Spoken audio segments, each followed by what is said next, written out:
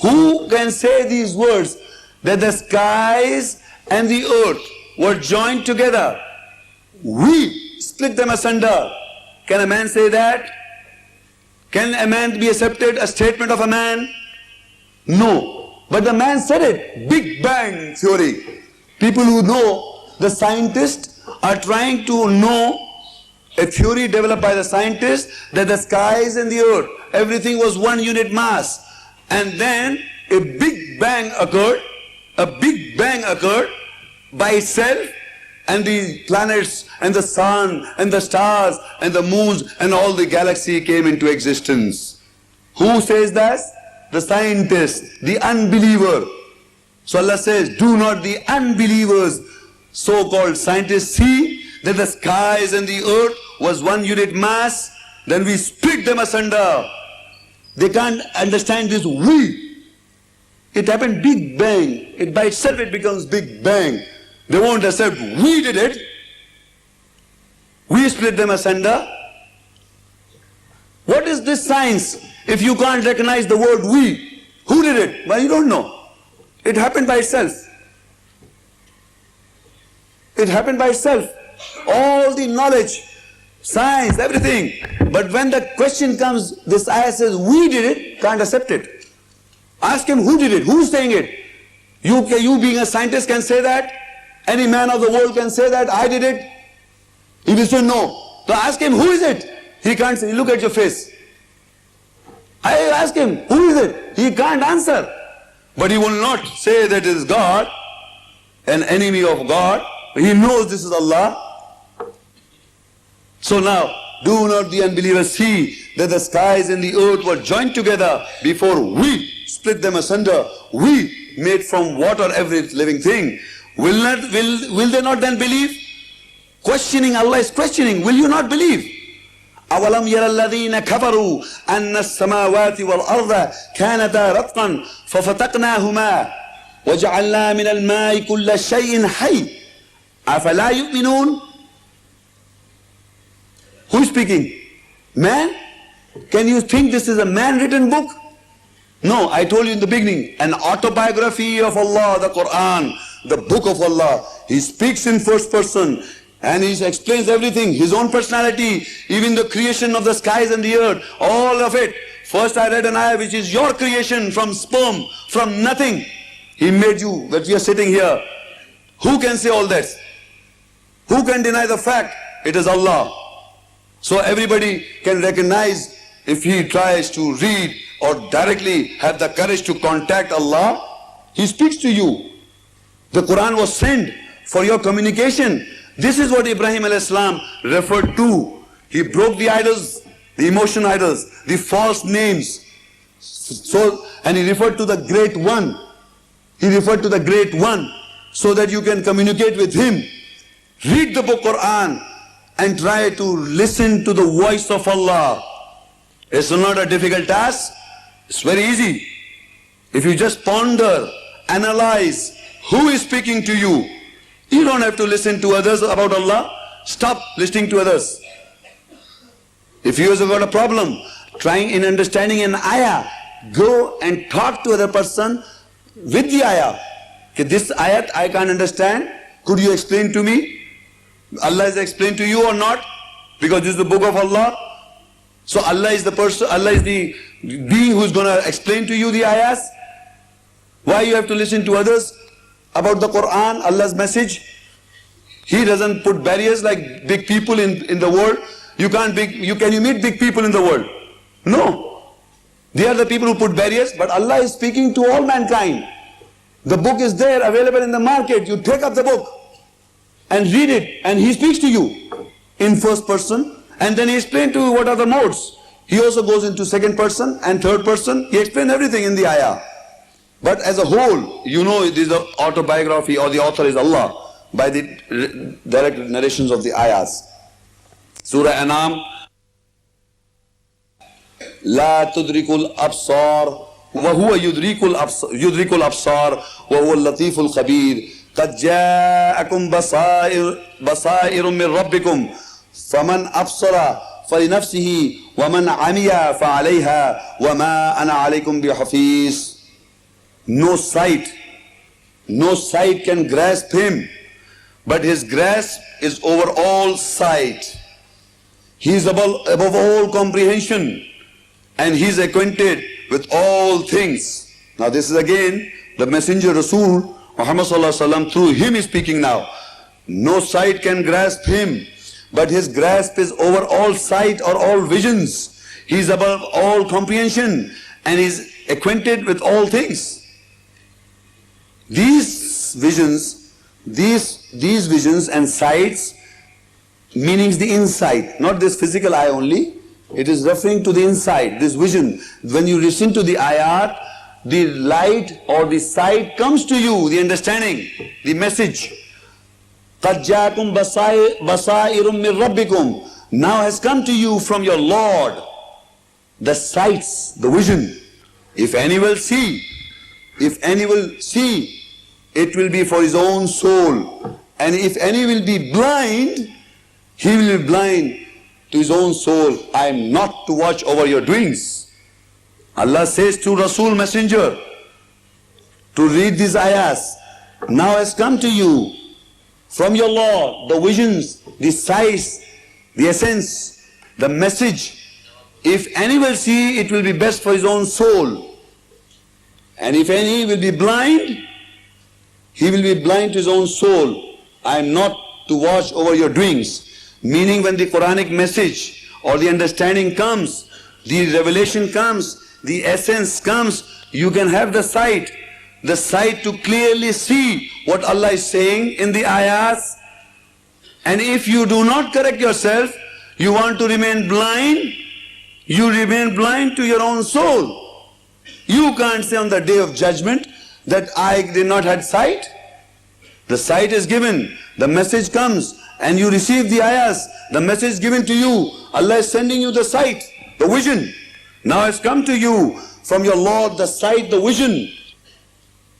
قَدْ جَاءَكُمْ بَصَائِرٌ مِّن رَبِّكُمْ فَمَنْ أَبْصَرَ فَلِنَفْسِهِ وَمَنْ عَمِيَ فَعَلَيْهَا وَمَا أَنَا عَلَيْكُمْ بِحَفِيظٍ.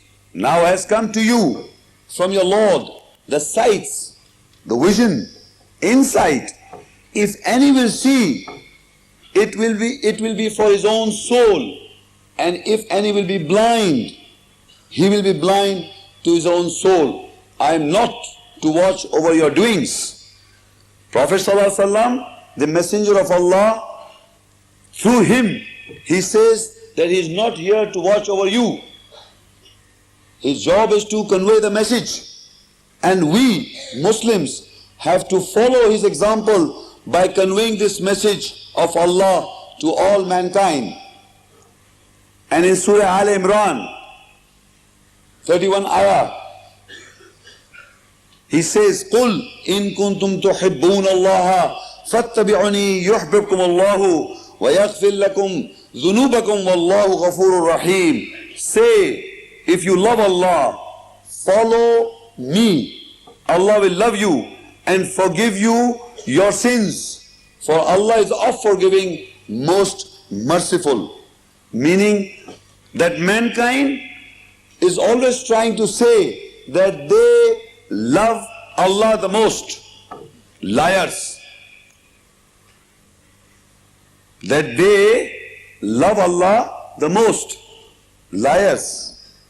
Because Allah says, say to these people, if you love Allah, follow the messenger. Your love is directly relationship to in following the message.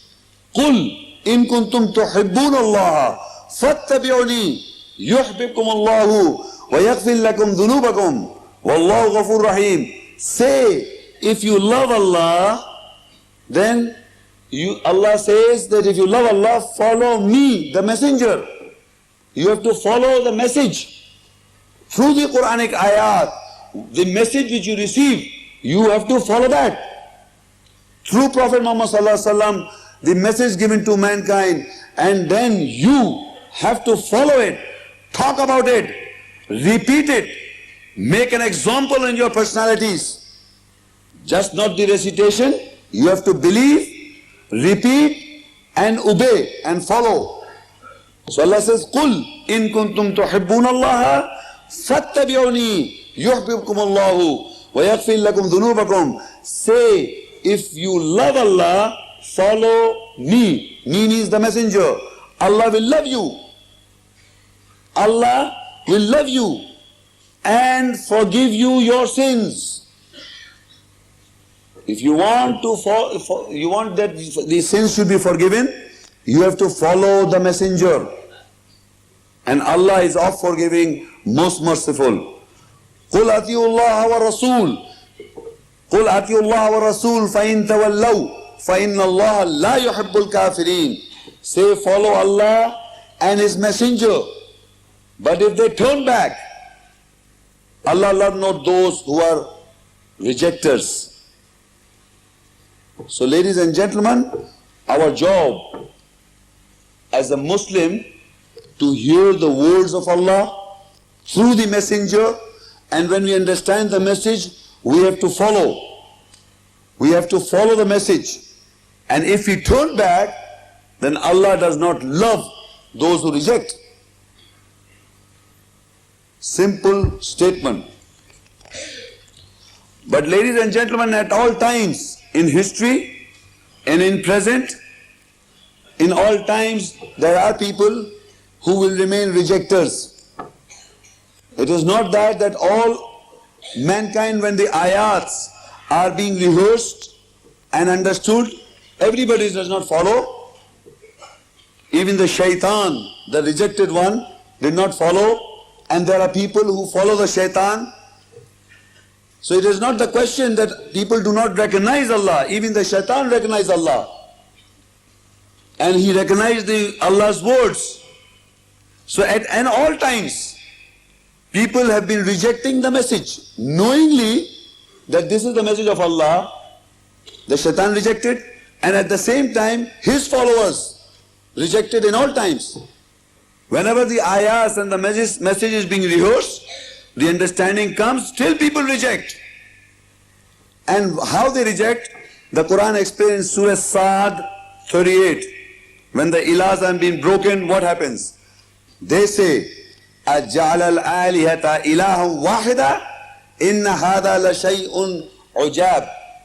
Has he, the messenger, has made the gods into one God, one Allah. Surely this is an amazing thing. People in all times cannot praise Allah as an identity as one, wahid. They want to attribute other names to Him. So when these emotions or these ilahs are being made chips, so people are surprised. They say, أَجْعَلَ الْآلِهَةَ إِلَهًا وَاحِدًا.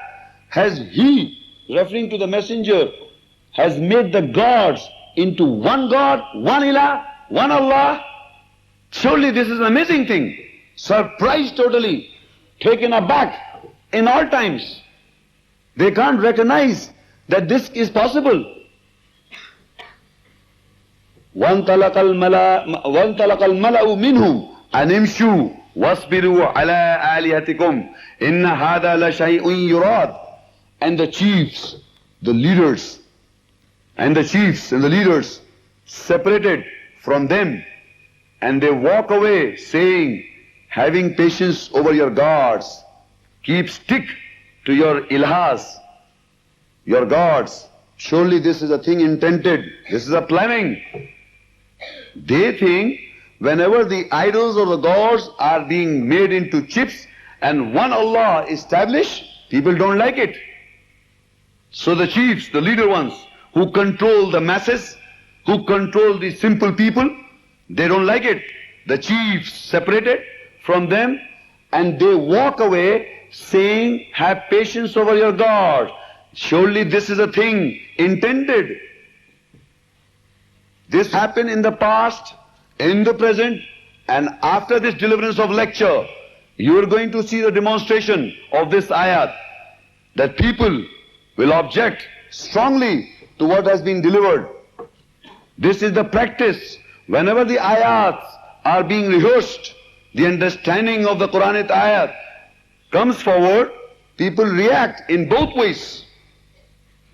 In both ways they react.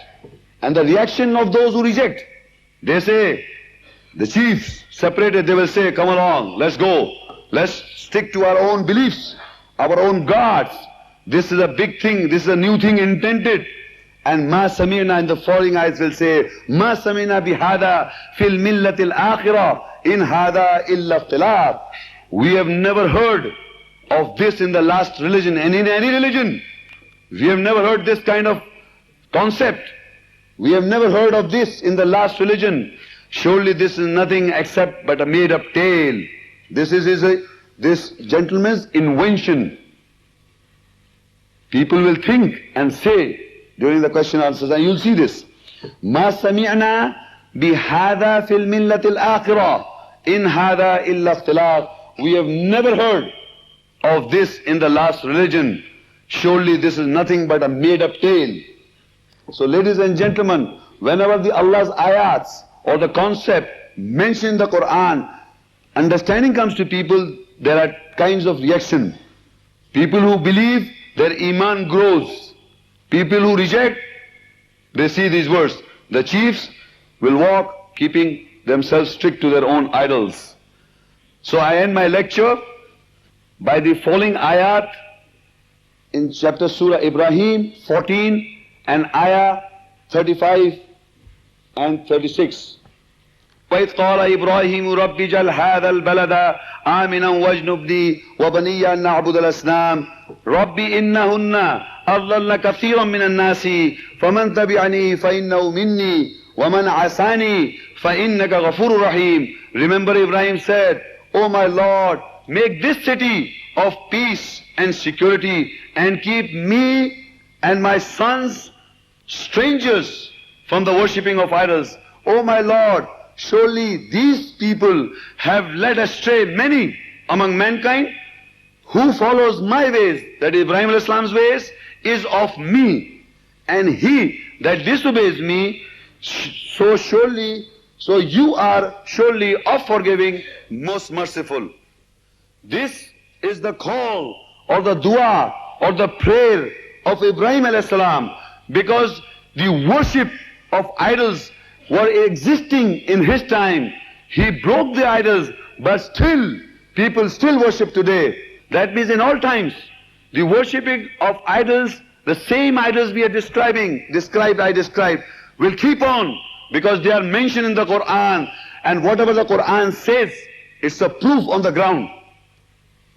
Whatever the Quranic ayat contents are, you can verify on the ground that people are still stuck up with these emotions and taking them as idols and depicting on ground in various shapes. That is why Ibrahim al-Islam prayed, and Ibrahim al-Islam is mentioned in the Quran as the father of religion. We Muslim world are all his sons.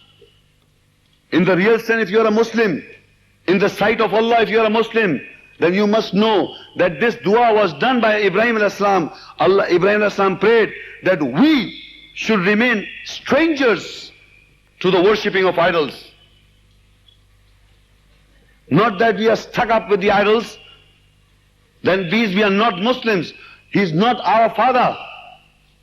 Ibrahim al-Islam is identifying that people in all times, whether they are children, they will follow these idols. And that is why he prayed to Allah that his people, the Muslim people of all time, should remain strangers of worshipping of the idols of our minds. This was the whole lecture. The image of Allah and the real Allah. The true Allah is existing through His words, the Quran. You can understand Him and follow Him. If you do not know the message of Allah, you are worshipping an idol. And that idol is existing in all mankind of all times. Not that you are a Muslim, you know that Allah. Every man knows that idol, the great God. Whether he's a Buddhist, whether he's a Christian, whether he's a Jew, he knows that great God. He knows in his concept of great Allah, he knows, because we are all his creation. But the difference is that we Muslims are at the benefit that we can read the message, the word of Allah. And once we know, we have to convey this message to the maximum number of the people of the world. They still don't know the message. They still don't know Allah's words. So it is our duty. No prophet is coming after Prophet Muhammad, peace be upon him. It is the duty of every Muslim to stand up, read the ayats, understand the ayats, memorize them with understanding, practice the salah, understand and talk, deliver the message. It is high time enough. Talking about the Quran, knowing nothing about it. Again and again, people talk about the Quran and they can't quote a single verse. What is big about if you know the Quran by memorization? But if you can't refer your life to the ayats, you don't know. It is concealed. You're reading it, you don't know what you're reading. The message in it you have to follow.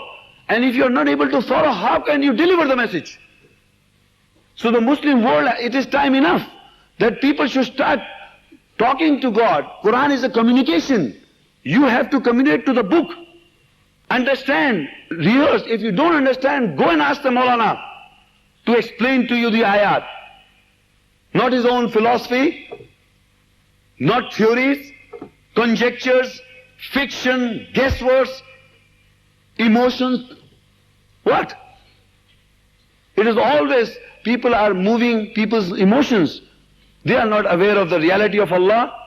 So ladies and gentlemen, this lecture was given to educate people, to know the reality. Allah is existing, real, true, if you know the Quran. These are His words. Other books are the concept which man is thinking according to his own vain desires about God, about same Allah. They are giving pictures in the Bible, Gita, Avesta, other books are just concepts of man. That's not real Allah. Mythology, concepts of God. This is your concept of God? Okay, no fair. What is your concept of God? My concept of God is this. You think that way. It's very easy about. But the moment you recite the ayahs, you shut up, can't talk, finish. You can't even argue then. So take up the Allah's message, convey the message, give it to them, and see, look at his face. It is easy to dialogue when you think he is right, you think you are right. You try to convince others with your own psychology, with your own logics and reasoning. But the moment you recite the ayahs, ask him who says, who is talking, who is giving you this message. He can't even comprehend.